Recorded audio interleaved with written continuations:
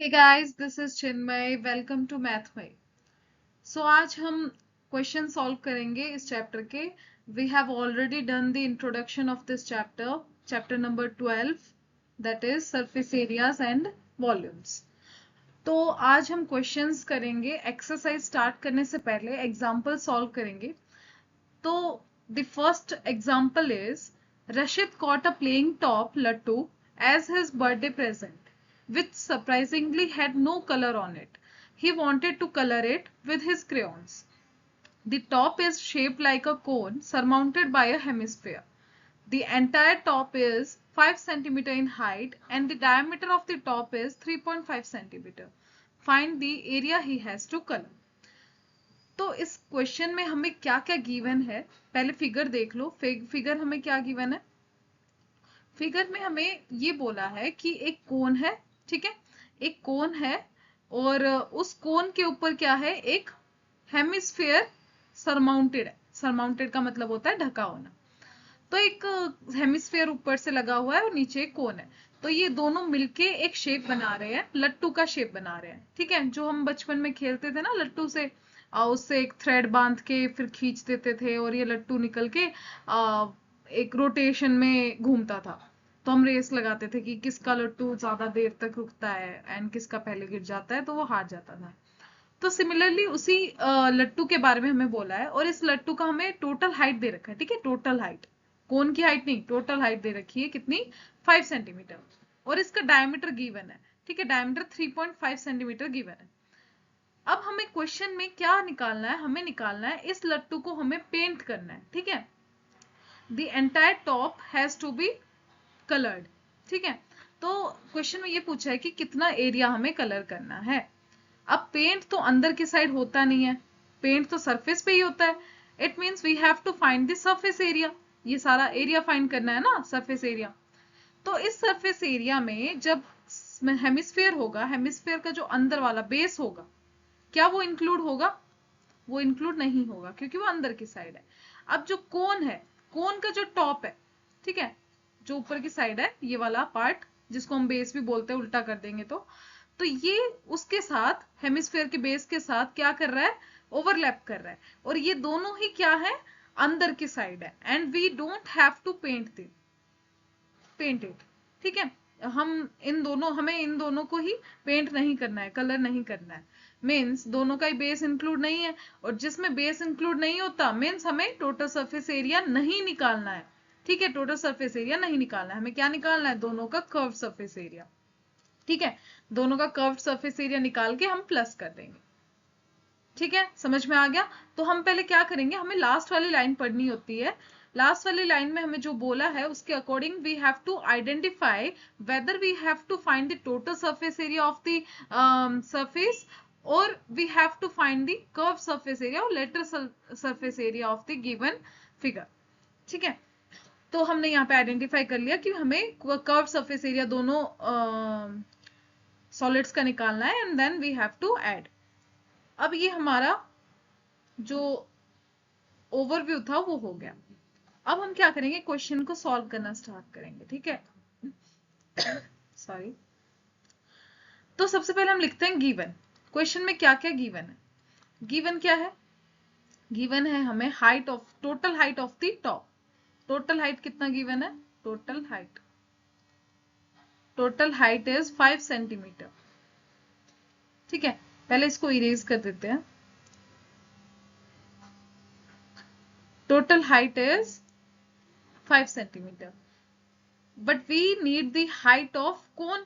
Height of cone की need है ना, तो उसको पहले हम, टोटल हाइट गिवन है और हमें डायमीटर गिवन है. डायमीटर कितना है, diameter of both the solids is 3.5 centimetre.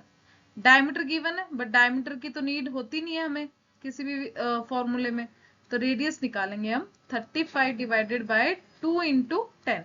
ये कैसे हुआ, ये जब हम डेसिमल हटाया तो नीचे 10 आ गया एंड डायमीटर का हाफ कितना होता है, रेडियस होता है, तो इसलिए हमने 3.5 को डिवाइड किया 2 से. अब इसको कैंसिल करो, 5 7 35, 5 2 10, 7/4 आया. ठीक है, इसको अभी फ्रैक्शन में ही रखते हैं. अब देखो हमें क्या चाहिए, हमें हाइट ऑफ द कोन की नीड है, हाइट ऑफ कोन। अब हम ये सब कैसे पता चला है कि ये सब निकालना है? अब देखो यहाँ पे हमें CSA of cylinder, sorry, CSA of cone निकालना था एंड CSA ऑफ हेमिस्फीयर निकालना था। तो hemisphere curve surface area hemisphere का कितना होता है? वो होता है 2πr², ठीक है। और कोन का कितना होता है कर्व सरफेस एरिया? πrl। इसका मतलब हमें रेडियस की नीड है एंड स्लैंट हाइट की नीड है। एल क्या होता है? Slant height. This part is this slant height, ये स्लैंट हाइट होती है, ठीक है। ये जो जो झुकी हुई टिल्टेड साइड है वो, ठीक है। तो स्लैंट हाइट निकालने के लिए फॉर्मूला क्या होता है? L equals to under the root r² plus h², ये होता है फॉर्मूला। अब L निकालना है तो हमें रेडियस और हाइट पता होनी चाहिए कोन की, ठीक है। कोन की ध्यान रखना। तो रेडियस तो हमारा 7/4 ही है। अगर डेसिमल में लिखना चाहे तो कितना आएगा? 4 1 जा 4 पॉइंट, वेट, ठीक है। तो 7/4 को डिवाइड करने पे 1.75 आ जाएगा। अब देखते हैं आगे हमें फ्रैक्शन की नीड है या फिर डेसिमल की। तो हाइट ऑफ द कोन कितना होगा? देखो कोन की हाइट ये है, ये कोन की हाइट, ठीक है। हमें टोटल हाइट गिवन है, तो टोटल हाइट में से अगर मैं हेमिस्फीयर की हाइट माइनस कर दूं, देखो ये वाला सेंटर से टॉप तक अगर मैं ये माइनस कर दूं तो हमें हाइट ऑफ द कोन मिल जाएगा। और ये कितना है? सेंटर से जो बाउंड्री टच करती है किसी भी स्फीयर की, वो क्या होता है? वो रेडियस ही होता है। And here the radius is 7/4 या फिर 3.5/2, ठीक है। तो हम क्या करेंगे? टोटल हाइट दैट इज 5 में से माइनस करेंगे 1.75, ये तो था ना डेसिमल फॉर्म में। तो ये कितना आ जाएगा? 5.00, 1.75 माइनस करेंगे तो ये आएगा 5, 9 में 7 गया 2.4 में से 1 गया 3, तो 3.25 सेंटीमीटर। ये आ गई हाइट ऑफ द कोन, ठीक है। हाइट ऑफ द कोन आ गई, रेडियस हमें पता है, हम निकालेंगे slant height that is L। L equals to under the root, radius of the cone is 3.5 square plus height of the cone is 3.25 whole square, ठीक है। जब हम इसको सॉल्व करेंगे तो स्लैंट हाइट कितनी आ जाएगी? स्लैंट हाइट आएगी 3.7 सेंटीमीटर, ठीक है। अप्रोक्सीमेट वैल्यू है ये 3.7 सेंटीमीटर। ये आ गई स्लैंट हाइट, ठीक है। अब स्लैंट हाइट निकलने के बाद डायरेक्ट हम फॉर्मूला लगा देंगे। हम क्या लिखेंगे? टोटल सरफेस एरिया या फिर area we have to colour, area we have to colour equals to CSA, that is curved surface area of hemisphere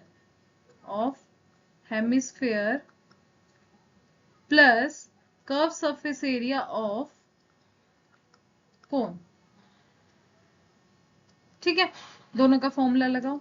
curve surface area of hemisphere is 2πr² plus curve surface area of cone is πrl। अब इसमें देखो πr हमारा common है तो common निकाल लेते हैं, wait,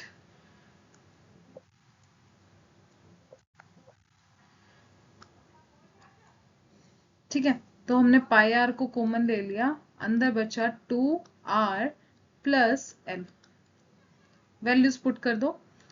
पाई की वैल्यू हमें क्वेश्चन में गिवन है दैट इज 22/7, ठीक है। 22/7 इनटू रेडियस कितना गिवन है? रेडियस इज कितना था? 7/4 ले लेते हैं, ठीक है। फ्रैक्शन को कैंसिल करना इजी होता है। तो 2 इंटू 7/4 प्लस स्लैंट हाइट हमारी 3.7 थी तो हम 37/10 लिख सकते हैं, ठीक है। इसको इरेज कर देते हैं पूरा। अब इसको सॉल्व करो। 7 से 7 कैंसिल, 7 से 7 कैंसिल, 2 1 जा 2, 2 1 जा 2, 2 2 जा 4, और यहाँ पे 2 1 जा 2, 2 2 जा 4, तो ये आ गया 11/2 इंटू 7/2 प्लस 37/10. ठीक है. Now it is all about the calculation. अब हमें सिर्फ कैलकुलेशन पे ध्यान देना है. क्वेश्चन हमारा जो मेन पार्ट था वो सॉल्व हो चुका है. ठीक है, तो नेक्स्ट पेज पे चलते हैं. ठीक है, तो नेक्स्ट देखो. अब हम आगे क्या था, 11/2 इंटू 7/2 प्लस 3.7 ये था. हम इसको डेसिमल में ही ले लेते हैं. तो 11/2 इंटू 7/2 को फ्रैक्शन डेसिमल में लिखेंगे तो 3.5 प्लस 3.7. ठीक है, अब ऐड करना इजी होगा. 11/2 इंटू स्क्वायर कैसे करते हैं, 3.5 नीचे भी 3.7. ठीक है, डेसिमल के नीचे डेसिमल आता है. 7 + 5 = 12, 3 + 3 = 6, 7.2. तो 7.2 डिवाइडेड बाय 10, डेसिमल हटा देंगे. ठीक है, अब इसको कैंसिल करो. 2 3 = 6, 2 6 = 12. इसको फर्दर कैंसिल करेंगे. नहीं, कैंसिल नहीं करते हैं, मल्टीप्लाई कर देते हैं. 36 को 11 से मल्टीप्लाई करेंगे. 3 6 1 6, 3 6 9, 396. 396 बाय 10. तो answer is 39.6 centimetre square approx. ठीक है, तो this is the answer. Next example हम करते हैं नेक्स्ट पार्ट में. Okay, thank you.